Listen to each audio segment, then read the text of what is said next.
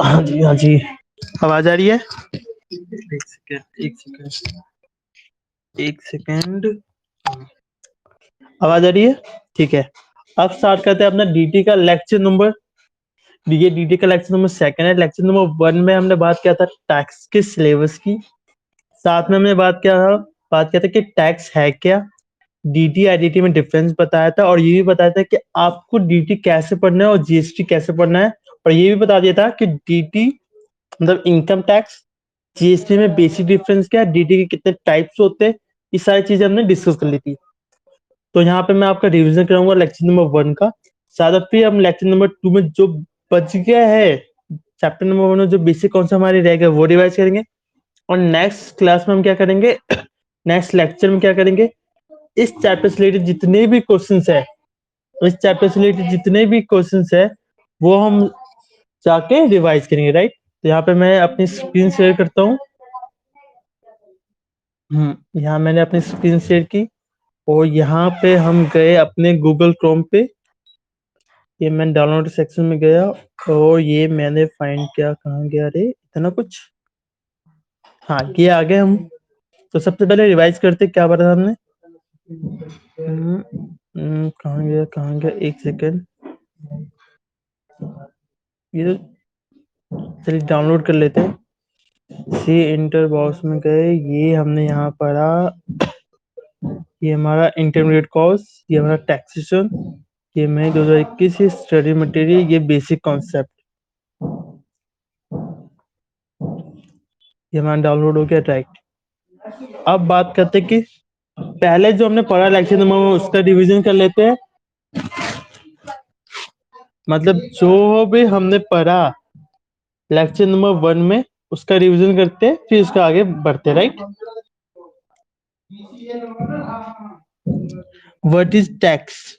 Tax का मतलब क्या होता है मैंने बताया था, CLS क्या होता है, CLS क्या होता है, CLS क्या होता है, CLS मतलब कॉस्ट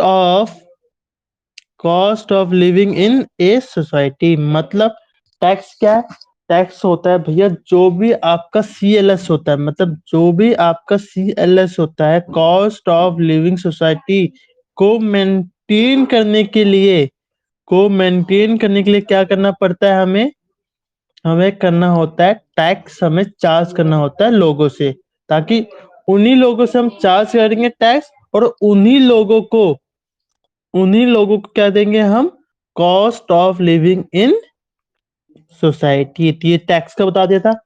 फिर बता दिया था कि टैक्स के कितने टाइप्स होते हैं, 2 टाइप्स होते हैं, एक डायरेक्ट टैक्स, एक इनडायरेक्ट टैक्स। डायरेक्ट टैक्स के कितने फॉर्म्स हो सकते हैं, इनकम टैक्स या अनडिस्क्लोज इनकम। इनडायरेक्ट टैक्स का क्या बता दिया था कि goods and service tax and custom duty. जिसमें से इनकम टैक्स हम अभी पढ़ेंगे अपने सी इंटरमीडिएट सिलेबस में, और जीएसटी हम पढ़ेंगे अपने सी इंटरमीडिएट सिलेबस में। बाकी के जो 2 बच गए वो हम सीए फाइनल में पढ़ेंगे। डायरेक्ट टैक्स का और एग्जांपल बता दूं तो वेल्थ टैक्स। इनडायरेक्ट टैक्स का और एग्जांपल बता दूं sale tax, value added tax, ये इनडायरेक्ट टैक्स के एग्जांपल्स है, राइट। तो ये हो गया टैक्स क्या होता है, टैक्स कितने टाइप्स होते हैं। ये बता देते कि डायरेक्ट टैक्स और इनडायरेक्ट टैक्स में बेसिक डिफरेंस क्या होता है, ये भी मैंने आपको बता दिया था। डायरेक्ट टैक्स और इनडायरेक्ट टैक्स में बेसिक डिफरेंस क्या होता है ये बता दिया था। क्या बता दिया था कि भैया सरकार के पास ही राइट होता है, ये तो सभी को पता है कि सरकार के पास ही राइट होता है क्या, टैक्स को चार्ज करने का, टैक्स को लेवी करने का, टैक्स को चार्ज करने का, टैक्स को लेवी करने का। अगर सरकार डायरेक्टली आपसे सरकार डायरेक्टली आपसे टैक्स चार्ज कर लेती है, सरकार आपसे डायरेक्टली चार्ज कर लेती है, आपसे टैक्स ले लेती है, उसे कहते हैं डायरेक्ट टैक्स। पर इनडायरेक्ट टैक्स में क्या होता है, सरकार आपसे ही चार्ज करेगी, सरकार आपसे ही चार्ज करेगी, लेकिन उसे जमा करने की, उसे डिपॉजिट करने की, उस पेमेंट को सरकार तक पहुंचाने के लिए किसी और पार्टी का हेल्प लेगी। मैं इसे एग्जांपल से सुनाता हूँ, लास्ट क्लास में भी समझाया था, राइट। मान लीजिए ये है ए, मैं वाइट नहीं की लेता हूँ, मैं रेड। ये मान लीजिए सरकार है। अगर सरकार डायरेक्टली ए से, अगर डायरेक्टली ए से डायरेक्टली क्या ले लेती है, टैक्स ले लेती है इसकी इनकम पे, राइट, तो इसे कह देंगे डायरेक्ट टैक्स। लेकिन अगर सरकार, अब सरकार का मतलब यहाँ पे government, state, central, local authority सब आता है। अगर सरकार आपसे ही टैक्स चार्ज करेगी, आपसे ही टैक्स चार्ज करेगी, लेकिन उसे पेमेंट करने के लिए, उसे डिपॉजिट करने के लिए सरकार ने किसे अपॉइंट कर दिया, या किसके थ्रू लिया, बी के थ्रू। किसके थ्रू ले लिया, बी के थ्रू ले लिया। मतलब सरकार आपसे ही टैक्स चार्ज करेगी, बट बट उसे पेमेंट, मतलब उसे डिपॉजिट करने की लायबिलिटी किसी और थर्ड पार्टी पे आ जाती है, उसे कहा जाता है इनडायरेक्ट टैक्स।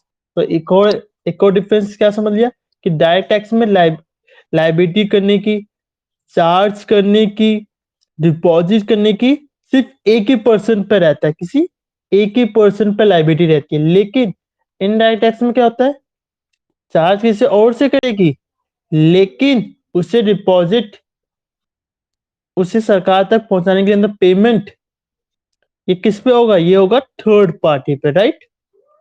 एक और बेसिक डिफरेंस बता देता हूं मैं कि डायरेक्ट टैक्स जो लगता है, और डायरेक्ट टैक्स किसकी बात कर रहा हूं मैं अभी, इनकम टैक्स। किसकी बात कर रहा हूं, इनकम टैक्स। ये लगता है आपके इनकम पे।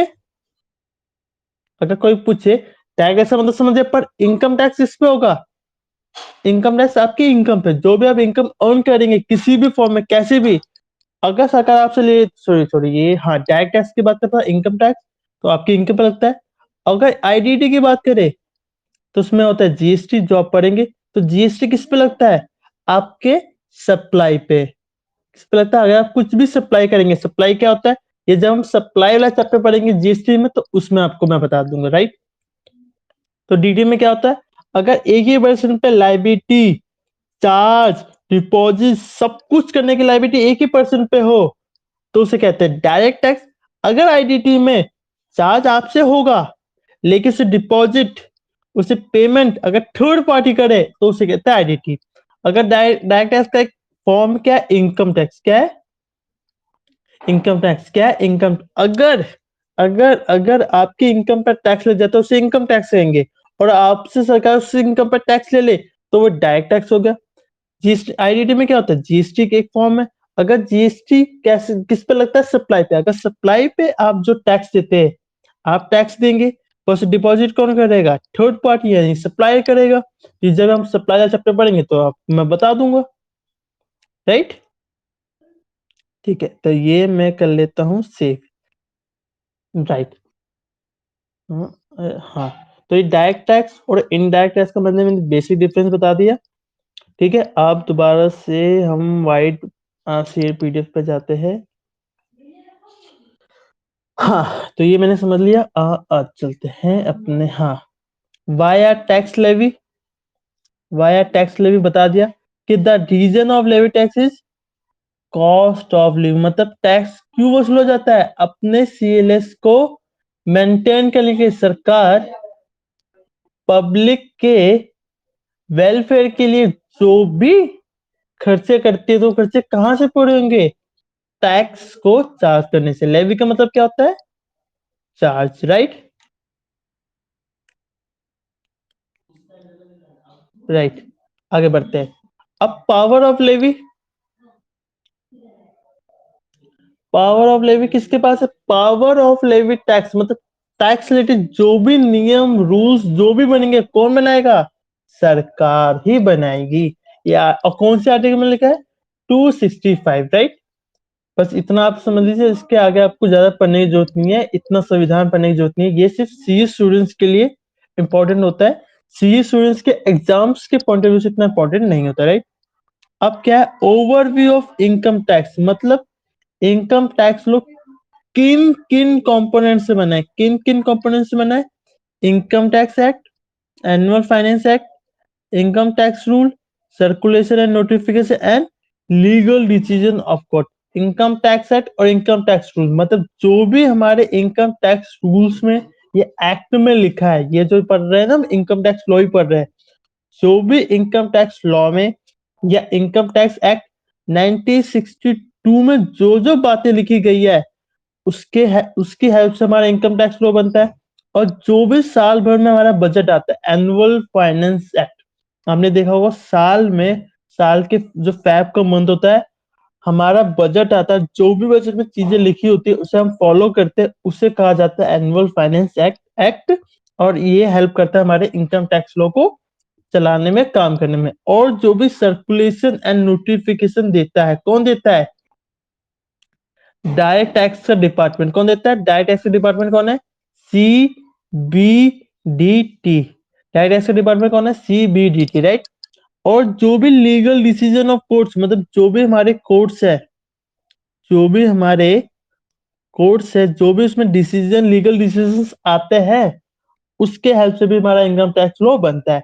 ये लीगल डिसीजन ऑफ कोर्स हमें कब पढ़ना है? सीए फाइनल में, सी एंटर पे इसकी कोई इतनी जरूरत नहीं पड़ेगी, राइट। आगे बढ़ते हैं। ये इनकम टैक्स लॉ कब आया था? 1 अप्रैल 1962। और इसमें कितने टोटल सेक्शंस है?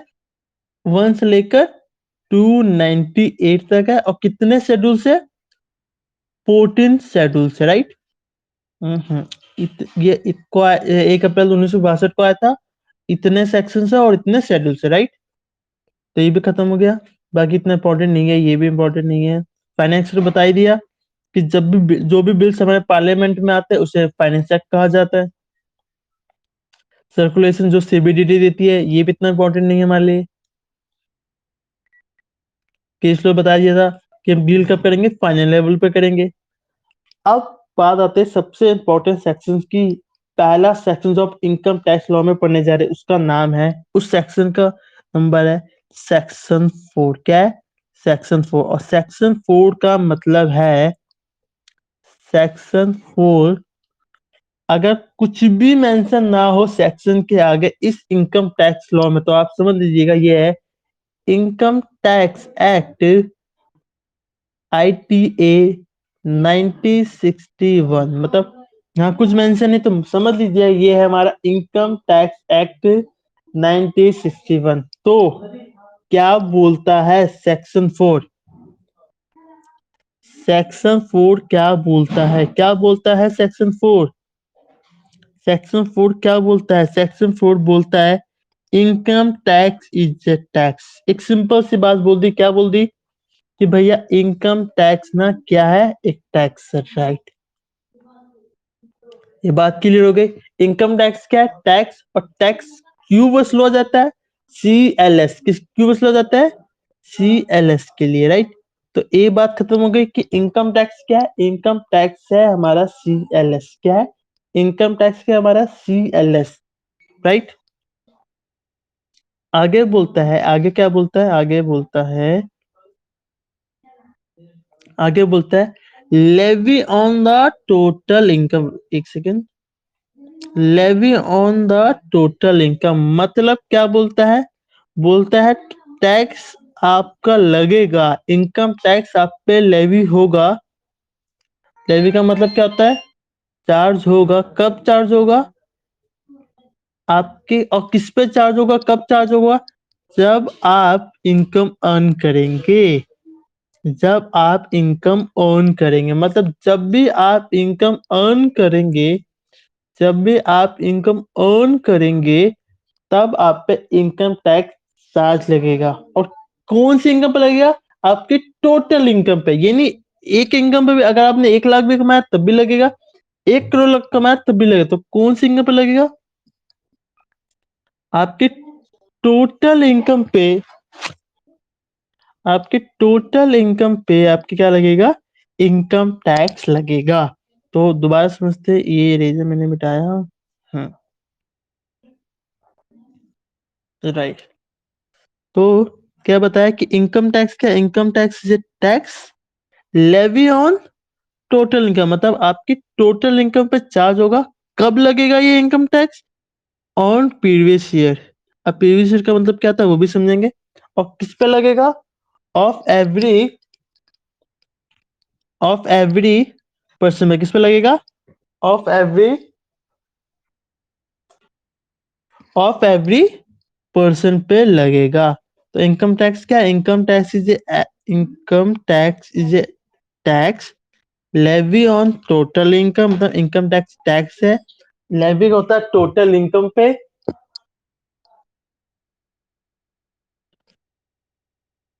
लेवी होता है आपके टोटल इनकम पे। एक सेकंड रुकिए।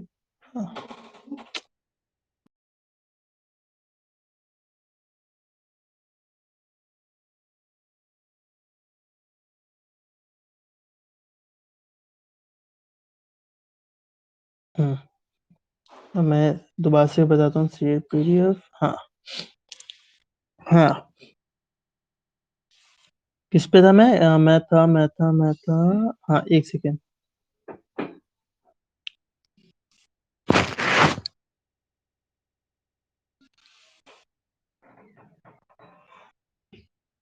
कहाँ था मैं? हाँ।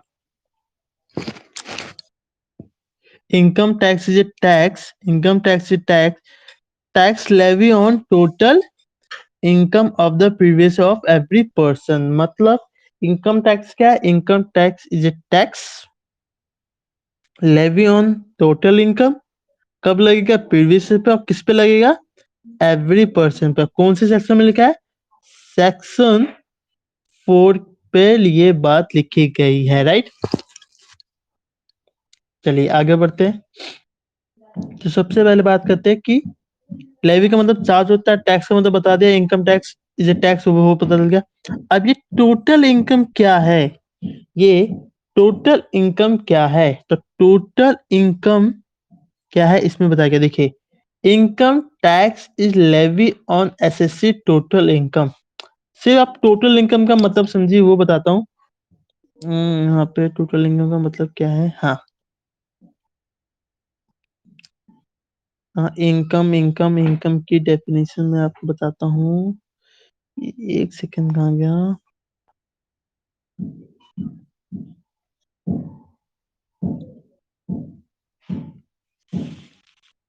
एक सेकंड रुकिए, यही बताते हैं, छोड़िए।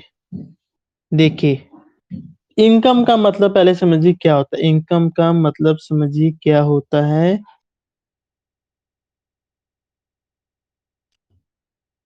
यहाँ पे समझिए। देखिए, इनकम का मतलब क्या होता है। इनकम का सिंपल सा मीनिंग है, जो भी आप कमाएंगे, जो भी अर्न करेंगे, जो भी आप अर्न करेंगे, मतलब जो भी आप अर्न करेंगे, जो भी आप अर्न करेंगे, जो भी आप अर्न करेंगे, उसे कहा जाता है इनकम। एक सिंपल सी मीनिंग की बात करता हूँ। अब ये अर्न किस फॉर्म में होगा? भैया सिंपल सी बात है, ये अर्न आप बहुत तरीकों से कमा सकते हैं। जैसे कि जैसे कि जैसे कि सैलरी। आप कहीं गए, आप आपने जॉब किया, आपको सैलरी मिल गई। आपने रेंट से कमाया, आपके पास घर है एक्स्ट्रा, आपने उसे रेंट पे लगा दिया, राइट। सैलरी के रूप में, रेंट के रूप में। और आपने किसी कंपनी में शेयर्स लगाए, मतलब पैसे लगाया शेयर्स के रूप में, और उसमें आपको क्या मिल रहा है? प्रॉफिट मिल रहा है या डिविडेंड मिल रहा है। तो ना जाने कितने तरीकों से, ना जाने कितने तरीकों से आप क्या अर्न करते हैं? आप क्या अर्न करते हैं? इनकम अर्न करते हैं। अब बात आता है टोटल इनकम का मतलब क्या है। किसका मतलब? कि टोटल इनकम का मतलब क्या? देखिए, जो भी आपने साल भर में इनकम अर्न की, जो भी साल भर में आपने इनकम अर्न की, उन सब का टोटल कहलाता है टोटल इनकम। बस सिंपल सी मीनिंग। इनकम का मतलब क्या होता है? जो आप कमाते हैं, चाहे किसी भी फॉर्म में, सैलरी, हाउस प्रॉपर्टी, रेंट, सट्टा लगा के, जुआ खेल के, जिस भी फॉर्म में आप कमाते हैं, उसे कहते हैं इनकम। और साल भर में जितना भी आपने इनकम अर्न किया, साल भर में जितना भी इनकम अर्न किया, उसे कहा जाता है टोटल, उसे कहा जाता है टोटल इनकम, राइट। तो ये हो गया टोटल इनकम। अब मैं आपको एक और चीज बताता हूँ। इस वो देखिए इनकम तो बहुत सारे हो सकते हैं, उसके सोर्स बहुत सारे हो सकते हैं। एक बंदे के एक शख्स के इनकम के सोर्स बहुत सारे हो सकते हैं। अब तो यहाँ पे सरकार का कंफ्यूजिंग हो जाएगा, सरकार कंफ्यूज हो जाएगी कि भैया एक बंदा कौन से मेन सोर्स से इनकम कमाता है, मतलब एक बंदा कौन कौन से मेन सोर्स से पैसे कमाता है। वो कंफ्यूज हो जाएगा कि भैया मैं ये हमारे देश के लोग का मेन सोर्स क्या इनकम, किस मेन सोर्स से वो इनकम कमाता है। तो इसके लिए सरकार ने बहुत सिंपल सी चीज बता दी। क्या बता दी? ये बता दी तो हमारी जितनी भी इनकम्स है उनको 5 हेड्स में बांट दिया। कितने हेड्स में? 5 हेड्स में बांट दिया। एक है हमारा सैलरी, एक है हमारा हाउस प्रॉपर्टी, तीसरा हेड हो गया हमारा पीजीपी मतलब बिजनेस करके, एक हो गया कैपिटल गेन्स, और जो इन चारों में नहीं आता, वो किस में आ जाएगा? अदर सोर्स में। दोबारा से बताता हूँ, हमारे देश में लोग इनकम कई तरीके से कमा सकते हैं। ठीक है, जितने भी इनकम अर्न की जितनी भी इनकम अर्न की उसका हमने टोटल कर दिया। क्या कर दिया? टोटल कर दिया। अब टोटल करने के बाद क्या आया? टोटल कर दिया। अब इन पूरी टोटल इनकम को किस हम क्या कर दिया? हमने उनको 5 हेड्स में बांट दिया, मतलब पहले मेन 4 हेड में बांट दिया। Salary, house property, PGP, capital gain. और जैसे ही इन चारों हेड्स में कोई इनकम नहीं आती तो उसे कौन से हेड में बांट दिया? अदर सोर्स में बांट दिया। तो आप इनकम अर्न करो, आप टोटल इनकम को ऐड कर दो, और जो भी ये इनकम है जो भी इनकम है आप इन 5 हेड्स में करके दिखा दो कि भैया आपने किस फॉर्म में कमाया। सैलरी के फॉर्म में, हाउस प्रॉपर्टी के फॉर्म में, पीजीपी के फॉर्म में, कैपिटल के फॉर्म में, या अदर सोर्स के फॉर्म में। राइट?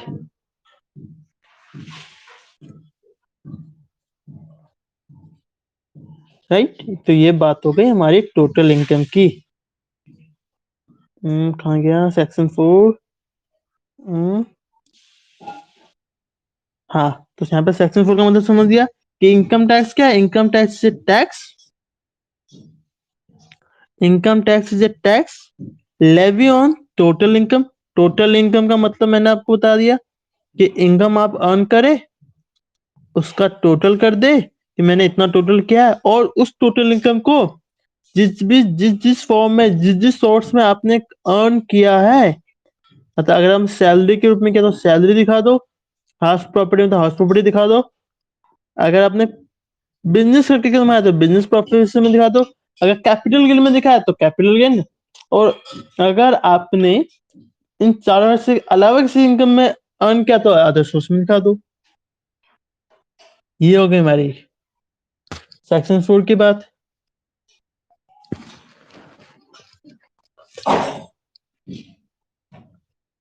चलिए आगे बढ़ते। आगे बोला है यहाँ पे टोटल इनकम। अब बात होती है प्रीवियस ईयर। ये मैंने यहाँ पे हाईलाइट किया, अलग पेन से हाईलाइट करते हैं इसको ब्लू से। ये भैया होता क्या है प्रीवियस ईयर? तो भैया देखिए, आप टोटल इनकम अर्न करेंगे, उस पे आपको टैक्स देना होगा। तो लेकिन आपके मन में एक डाउट आएगा, भैया किस ड्यूरेशन में मतलब कौन से एक पर्टिकुलर पीरियड में हमको ये इनकम टैक्स पे अपने इनकम पे टैक्स देना होगा। तो सरकार ने बोला भैया भैया आपको देना होगा टैक्स प्रीवियस ईयर पे। कौन सी? कब देना होगा? प्रीवियस ईयर, मतलब पी वाई। प्रीवियस ईयर का मतलब कौन सा होता है? प्रीवियस ईयर का मतलब क्या होता है वो मैं आपको बताना जा रहा हूँ। तो प्रीवियस ईयर का मतलब ये मैं व्हाइट बोर्ड पे समझाता हूँ आपको। हाँ, स्टार्ट नाउ। देखिए पेन, ये है आपका प्रीवियस ईयर, मतलब आपने जो भी इनकम अर्न की होगी ना जो भी आपने टोटल इनकम अर्न की होगी इस प्रीवियस ईयर में, आपको देना होगा उस पे टैक्स। अब बात आई प्रीवियस ईयर होता क्या है। राइट? देखिए, प्रीवियस ईयर होता है एक पीरियड होता है जो कि 12 मंथ्स का होता है। कौन से मंथ्स का होता है? 12 मंथ्स का होता है। कितने मंथ्स का होता है प्रीवियस ईयर? 12 मंथ्स का। और ये स्टार्ट कब से होता है? ये स्टार्ट होता है 4 अप्रैल से लेकर टू 31 मार्च, मतलब 1/4/2020 से लेकर 31/2021 में जो भी इनकम आपने अर्न की होगी, जो भी इनकम अर्न की होगी, कब? 1/4/2020 से लेकर 31 मार्च 2021 तक। मतलब इसमें जो भी आपने इनकम अर्न की होगी, जो भी इनकम आपने अर्न की होगी 1/4/2020 से लेकर 31 मार्च 2021 तक, आपको उस पर क्या देना होगा? टैक्स देना होगा। क्या देना होगा? टैक्स देना होगा। तो इसी पीरियड को क्या कहते हैं? इसी पीरियड को कहते हैं प्रीवियस ईयर। क्या कहते हैं? Previous year. क्या कहते हैं? Previous year. क्या कहते हैं? Previous year, right.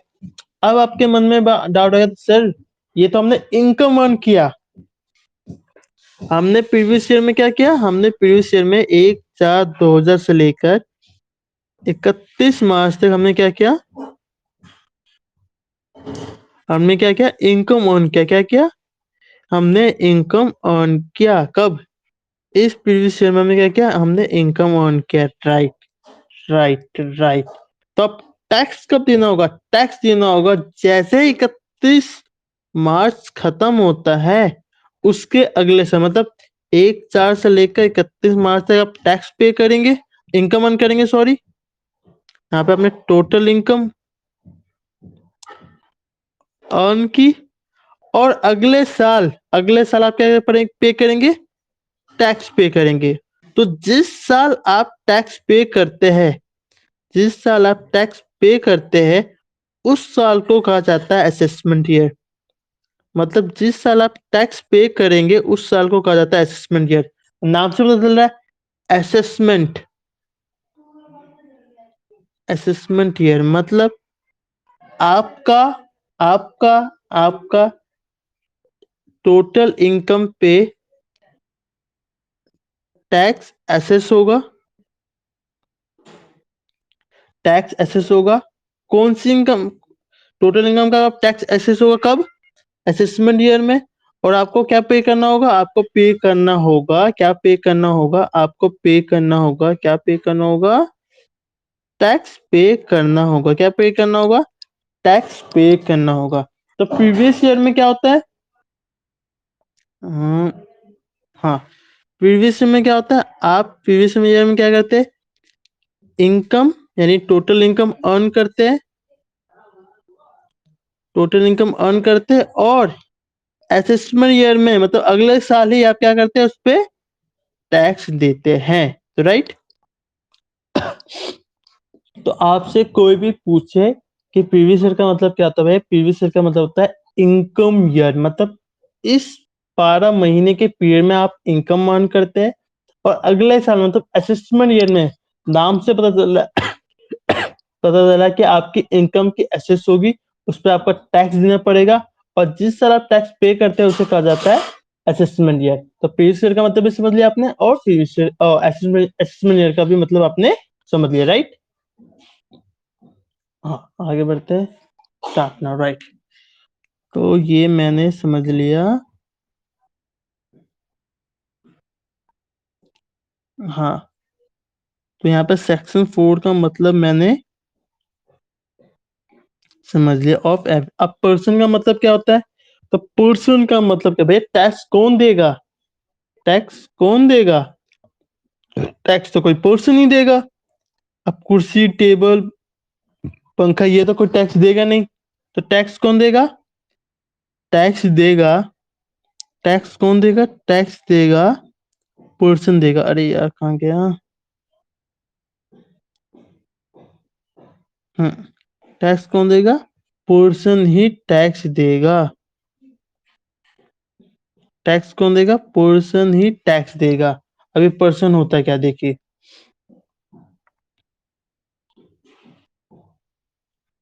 हाँ, कहाँ गया? ठीक है। क्या बोला? कि पर्सन ही क्या देगा, टैक्स देगा। अब ये पर्सन कौन होता है, ये पर्सन हो सकता है individual, HUF, Hindu undivided family, AOP मतलब association of person, PUI firm and company. अब इसका मतलब क्या था, इंडिविजुअल्स का मतलब क्या था, देखिए सबसे पहले बात करते हैं हम इंडिविजुअल्स की। तो इंडिविजुअल्स का, अरे यार ये ना, हाँ राइट, हाँ इंडिविजुअल्स का मतलब क्या होता है भैया, अरे हाँ इंडिविजुअल्स का मतलब क्या होता है, आप और मैं, मतलब mister X, mister Y, mister Z, mister X, mister Y, mister Z, ये होते हैं इंडिविजुअल्स, राइट। ये तो हो गए इंडिविजुअल्स। अब हिंदू अनडिवाइडेड फैमिली का मतलब क्या होता है? हिंदू अनडिवाइडेड फैमिली का मतलब होता है वैसी एक फैमिली, वैसी कि एक ऐसी हिंदू फैमिली जो कि अभी तक उनके यहाँ बंटवारा ना हो, और वो एक फैमिली है और वो लोग क्या करते हैं, बिजनेस करते हैं, और उससे क्या करते हैं, पैसे अर्न करते हैं। क्या करते हैं, बिजनेस से क्या करते हैं, पैसे या इनकम अर्न करते हैं। तो ऐसी अनडिवाइडेड हिंदू फैमिली, राइट। तो ये हो गया एचयूएफ। अब आता है एओपी क्या होता है, सॉरी, एओपी क्या होता है, एओपी होता है जितने भी इंडिविजुअल्स है, मतलब mister X and mister Y ने मिलके बिजनेस किया, या मिस्टर जेड ने एक्स के साथ किया, या मिस्टर ए ने वाई के साथ किया, जितने भी इंडिविजुअल्स ने मिलके काम किया, उसे कहा जाता है एसोसिएशन ऑफ पर्सन, राइट। अब आता है बीओआई क्या होता है, तो बीओआई का मतलब बॉडी ऑफ इंडिविजुअल्स, मतलब एक इंडिविजुअल ने एओपी के साथ कर लिया, या एक इंडिविजुअल ने एचयूएफ के साथ कर लिया, या एक इंडिविजुअल्स ने किसी बिजनेस के साथ काम कर लिया या कंपनी के साथ काम कर लिया, उसे कहा जाता है बॉडी ऑफ इंडिविजुअल्स, राइट। अब आता है कि फर्म क्या है, कंपनी क्या है। तो देखिए फर्म तो वही हो गई, आपके आसपास कोई पार्टनरशिप फर्म होगी,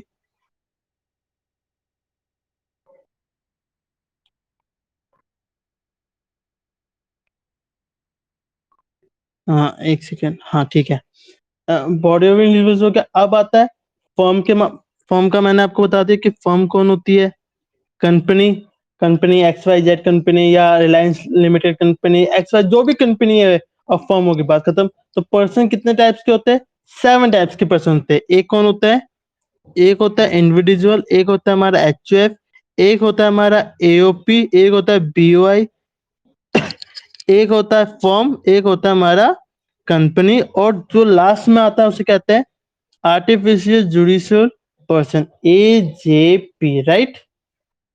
राइट, ये भी का बात खत्म हो गई। तो इसको रफ करते हैं। तो यहाँ पे हमने क्या समझ लिया, यहाँ पे हमने समझ लिया सेक्शन 4। सेक्शन 4 होता क्या है, सेक्शन 4 क्या होता है वो मैंने आपको समझा दिया बहुत ही अच्छे से। तो यहाँ पे एक और दोबारा से रिवाइज कर लेते हैं। सेक्शन 4 क्या है, income tax, tax levy on total income of previous of every person. Income tax का एक टैक्स है जो कि आपकी टोटल इनकम पे ऑन होता है।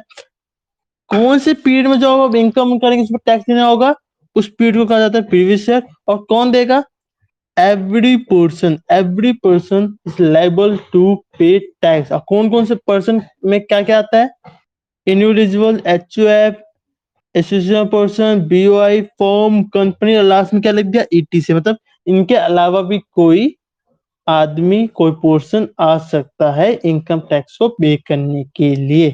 तो ये होगी हमारी बात खत्म, ठीक है। इसको रेज करते हैं, इसको रेज करते हैं, ठीक है। ये बात खत्म हो गई। अब ये मैंने बता दिया, ये आपके लिए इतना इम्पोर्टेंट नहीं है। चलिए इसको यहीं पे खत्म करते हैं, इस सेशन को यहीं पे खत्म करते हैं। अगले सेशन में हम इसके बचे हुए चैप्टर्स, बचे हुए कॉन्सेप्ट अच्छे से खत्म करेंगे, ठीक है। तो अब इस लेक्चर को आप दोबारा से देखिएगा, लेक्चर 1 को भी देखिएगा, और जो भी बेसिक कॉन्सेप्ट मैंने आपको बताया है, अगली क्लास में दोबारा से रिवाइज करेंगे और रिवाइज करने के बाद इसके प्रैक्टिकल क्वेश्चन करेंगे, ठीक है? तो इस लेक्चर को हम यहीं पे खत्म करते हैं, राइट? ठीक है, अब मिलते हैं हम अगले अगले लेक्चर में। हाँ, अब मिलते हैं अपने अगले लेक्चर में।